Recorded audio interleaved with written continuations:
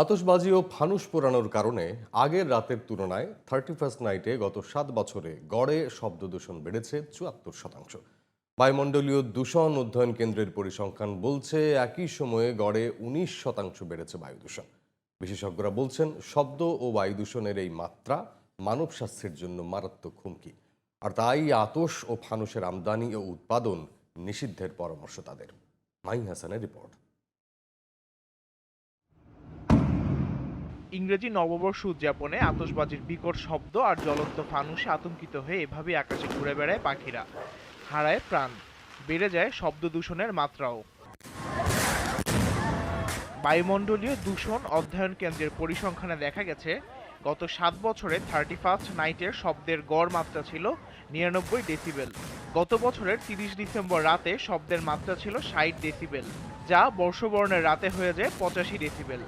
পরিসংখ্যান বলছে আগের রাতের তুলনায় 31st নাইটে গত 7 বছরে শব্দের শতকরা বৃদ্ধির হার বাড়ে 74 ডেসিবেল, যা শিল্প এলাকার নির্ধারিত 70 ডেসিবেলেরও বেশি। শুধু শব্দ দূষণই নয়, বর্ষবরণ উদযাপনের রাতে বায়ু দূষণের মাত্রাও বৃদ্ধি পায়। গত 7 বছরে আগের রাতের থেকে ইংরেজি বর্ষবরণের রাতে গড়ে 19% বৃদ্ধি পায় বায়ু দূষণ। বিশেষজ্ঞরা বলছেন দূষণ সৃষ্টিকারী আতশবাজি ও ফানুস পোড়ানো বন্ধ করতে এর আমদানি ও উৎপাদন নিষিদ্ধ করতে হবে। এটির জন্য কাজ শুরু করতে হয় আরও অনেক আগে থেকে, 1 মাস আগে থেকে, যখন এই ধরনের আতশবাজি উৎপাদন, আমদানি, বিপণন, বিক্রি এই পর্যায়গুলোতে ইন্টারভেনশন দরকার হয়। পাশাপাশি শব্দ দূষণ বিধিমালা ও পরিবেশ সুরক্ষা আইনের প্রয়োগ নিশ্চিতের আহ্বান এই বিশেষজ্ঞের।